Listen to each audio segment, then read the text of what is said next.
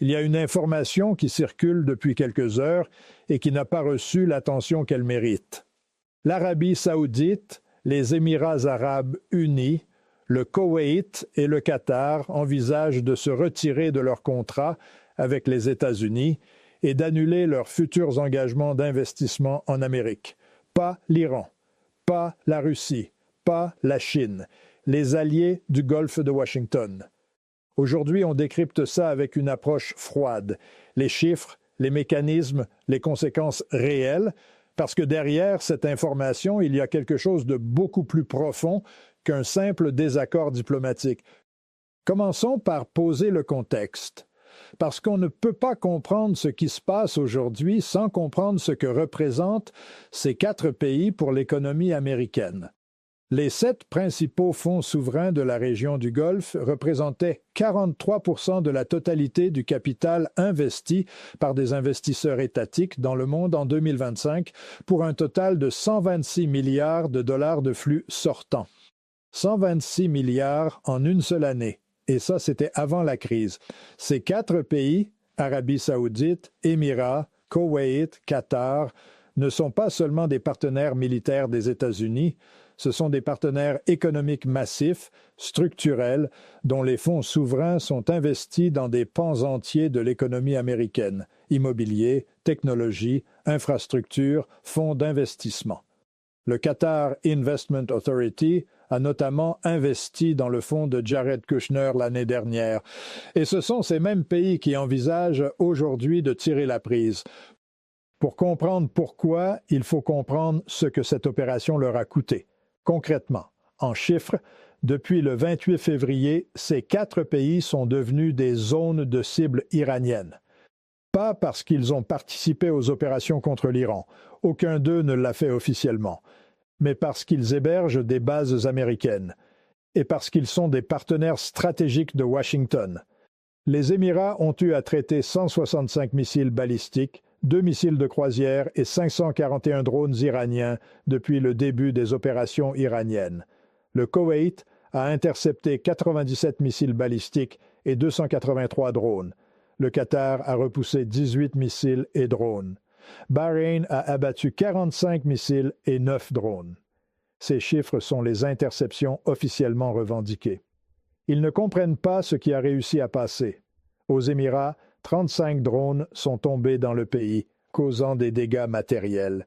Selon le ministère de la Défense émirati lui-même, des incendies à Dubaï, des dégâts au Burj Al Arab, des explosions à Abu Dhabi. Un incendie s'est déclaré dans un data center d'Amazon Web Services à Dubaï.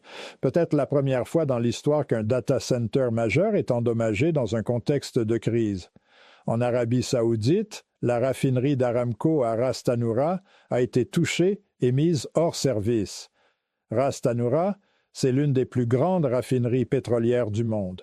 Au Qatar, Qatar Energy a dû suspendre totalement sa production de gaz naturel liquéfié, provoquant une envolée historique des prix du gaz sur les marchés mondiaux. Les prix du gaz naturel en Europe ont bondi de 66% cette semaine. Plus de 70% de tous les vols vers les Émirats, le Qatar et Bahreïn restaient annulés. Les marchés boursiers du Qatar et de l'Arabie saoudite ont chuté, tandis que les bourses des Émirats et du Koweït ont suspendu leurs échanges. Voilà la facture économique de la première semaine. Et elle ne fait qu'augmenter. Maintenant, la question centrale, pourquoi ces pays envisagent-ils de retirer leurs investissements aux États-Unis? Quel est le raisonnement? Pour ces États du Golfe, la crise actuelle menace leur modèle économique en 3 dimensions. Première dimension, les revenus directs. Dubaï, Doha et Abu Dhabi se définissent comme des centres d'innovation, d'investissement et de divertissement. Ce sont des destinations touristiques attractives, des lieux pour les grands événements sportifs et des partenaires commerciaux fiables pour les entreprises internationales. Avec plus de 95 millions de passagers par an et environ 8 500 vols par semaine, Dubaï est le plus grand aéroport du monde et il était à l'arrêt après les premières opérations iraniennes. Deuxième dimension, la réputation. Le Qatar, les Émirats et l'Arabie saoudite ont misé massivement sur la connectivité comme pont vers un avenir post-pétrole. Mais attirer des touristes, construire et exploiter des data centers et maintenir des hubs logistiques complexes est difficile au milieu d'une zone de crise active. Troisième dimension, la plus profonde, les opérations américaines et israéliennes sur l'Iran, ainsi que les ripostes iraniennes, sapent le modèle de gestion régionale des tensions. Ces dernières années, la région du Golfe s'était appuyée de plus en plus sur la diplomatie et la désescalade pour trouver un modus operandi avec l'Iran. En 2023, Riyad et Téhéran avaient repris leurs relations diplomatiques après 7 ans de relations glaciales. Le Qatar et l'Iran partagent un champ gazier. Oman servait de médiateur important. Tout ce travail de 10 ans est parti en fumée en 72 heures. Maintenant, le calcul économique précis que font ces gouvernements. Ces pays ont signé des contrats massifs avec les États-Unis, des contrats militaires d'armement, des dizaines de milliards de dollars, des engagements d'investissement dans des projets américains, d'infrastructures, de technologie, d'énergie. L'Arabie saoudite seule avait annoncé lors de la visite de Trump à Riyad en 2025 des engagements d'investissement de plusieurs centaines de milliards de dollars sur 10 ans. Le raisonnement de retrait est simple à comprendre. Ces pays paient le prix d'une opération qu'ils n'ont pas demandée, qu'ils n'ont pas approuvée et dont ils n'ont pas été consultés avant le lancement. Leur frustration vis-à-vis de Washington pour avoir lancé les opérations alors que la diplomatie était encore en cours a été rapidement dépassée par la colère suscitée par les ripostes iraniennes sur leur territoire. Mais voilà le paradoxe cruel. D'un côté, les ripostes iraniennes les ont temporairement rapprochés de Washington, qui assure leur défense. Le 1er mars, 5 États du Conseil de coopération du Golfe ont rejoint la Jordanie et les États-Unis dans une déclaration commune condamnant les opérations iraniennes et réaffirmant leur droit à la légitime défense. Mais de l'autre côté, ils paient une facture économique croissante pour une opération qu'ils ne contrôlent pas. Et le signal qu'envoie la menace de retrait des investissements n'est pas diplomatique. C'est un signal purement économique. Si vous continuez, nous allons vous faire sentir les conséquences là où ça compte pour vous. Regardons maintenant les chiffres réels du pétrole, parce que c'est là que se trouve le vrai levier. Le transport maritime a été sévèrement perturbé dans le détroit d'Ormuz, par lequel transite environ 30% du commerce mondial de pétrole brut par voie maritime et près de 20% du gaz naturel liquéfié mondial. De nombreux navires commerciaux restent à l'arrêt à l'extérieur du détroit, les opérateurs et maisons de trading choisissant d'éviter le passage. Les perturbations ont affecté environ 20% des approvisionnements mondiaux en pétrole transitant par le détroit d'Ormuz, faisant monter les prix du brut Brent d'environ 70 à plus de 80 $ le baril en quelques jours. Et ce n'est que le début. Si la production saoudienne reste perturbée, si le Qatar ne reprend pas sa production de GNL, si les compagnies maritimes continuent d'éviter le Golfe, les projections vont bien au-delà. Les analystes parlent de 120, 130, voire 150 $ le baril dans un scénario de crise prolongée. Pour Trump, c'est un problème existentiel. Il avait promis pendant sa campagne de faire baisser les prix de l'énergie. Les midterms de novembre 2026 approchent. Chaque cent supplémentaire à la pompe est un coût politique direct. Et là, les prix de l'énergie ne baissent pas. Ils montent. La stratégie iranienne est précisément de transformer la relative prospérité et la stabilité du Golfe en zone de pression économique. Pour les Iraniens, attaquer Dubaï a plus d'impact sur l'économie mondiale et sur les opinions que de viser des installations isolées, car Dubaï a une résonance internationale incomparable. Téhéran espère que les conséquences économiques désastreuses de sa riposte dans le Golfe vont créer un levier de pression sur les monarchies pour qu'elles poussent Washington à un cessez-le-feu.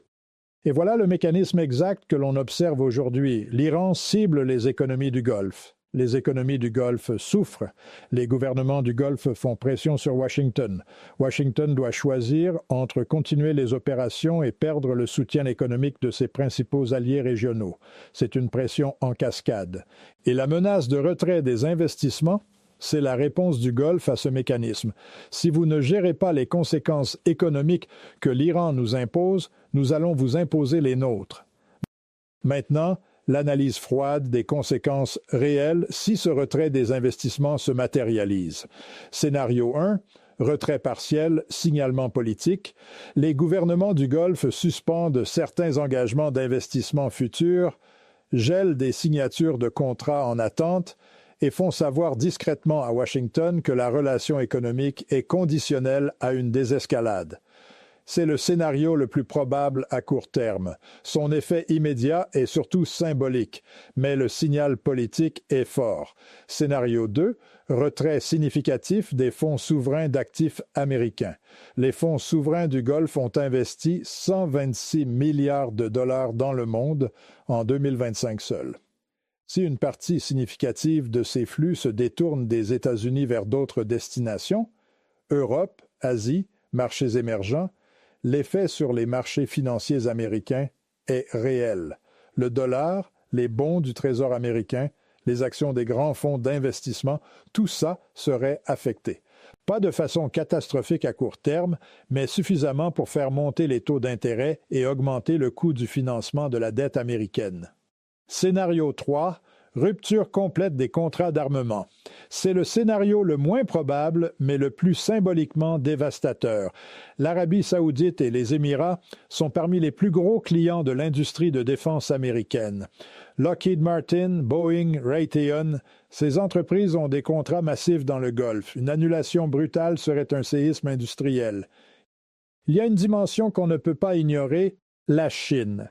Plus de 38% des importations chinoises de pétrole brut par voie maritime proviennent du Moyen-Orient. La Chine a intérêt à une stabilisation rapide, pas à une escalade, mais elle a aussi intérêt à profiter du moment pour renforcer ses liens économiques avec des partenaires du Golfe qui cherchent à diversifier leurs dépendances. Si les monarchies du Golfe commencent à retirer des investissements des États-Unis, la question est simple. Où va cet argent?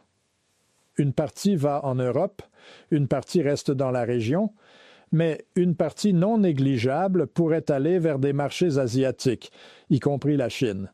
Et ça, c'est une conséquence géopolitique de long terme que Washington n'a probablement pas calculée en lançant cette opération. Ce que cette information révèle au fond, c'est quelque chose que les analystes de politique étrangère savent depuis longtemps, mais que les dirigeants oublient souvent. Dans le monde contemporain, la puissance militaire et la puissance économique sont inséparables. On ne peut pas mener des opérations militaires massives dans une région sans en payer le prix économique et sans forcer vos alliés à en payer le prix avec vous. Trump lui-même a dit que les opérations iraniennes contre les pays du Golfe étaient probablement la plus grande surprise de l'opération jusqu'à présent. Cette déclaration est révélatrice. Si les plus proches alliés régionaux des États-Unis dans la région subissent des dégâts économiques massifs et que Washington dit être surpris par ça, ça veut dire que ce scénario n'était pas dans le plan. Et quand les scénarios économiques ne sont pas dans le plan, les alliés qui paient la facture finissent par prendre leurs propres décisions. La menace de retrait des investissements du Golfe, c'est exactement ça. Une décision prise par des alliés qui n'ont pas été consultés, qui subissent des conséquences qu'ils n'ont pas choisies et qui disposent d'un levier économique suffisamment puissant pour se faire entendre. Ce qui se joue maintenant n'est pas seulement militaire. C'est une négociation économique entre Washington et ses alliés du Golfe sur le prix qu'ils sont prêts à payer pour cette opération. Et pour l'instant, ce prix augmente chaque jour. Les sources sont dans la description. Vérifiez par vous-même. Abonnez-vous si vous voulez continuer à décrypter cette situation ensemble. On se retrouve très vite.